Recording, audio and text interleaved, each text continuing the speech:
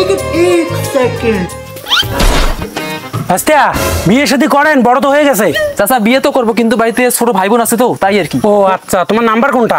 আমার নাম্বার তো এয়ারটেল। আরে ভাই, তো ওইটা না, তো তোমার ভাই বোনের নাম্বার বলছি। আমি মায়ের এবং বাবার 4 নাম্বার পুত্র অথবা 4 নাম্বার ছেলে। ও আচ্ছা।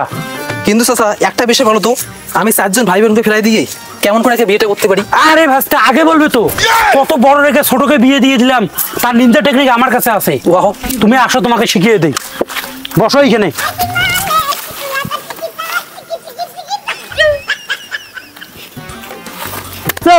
চলো।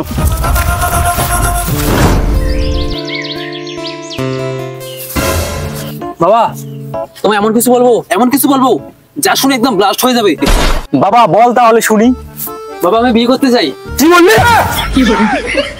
তুই এখনো ছোট, তুই কোনো কাজ করিস না, তোকে কেউ মেয়ে দিবে? বাবা, মেয়ে খুঁজতে লাগবে না, আমি ঠিক করে রেখেছি। আচ্ছা, কে সেই মেয়ে? দাদিমা। কি? আমার মারে বিয়ে করা? বেয়াদব, বজ্জাত।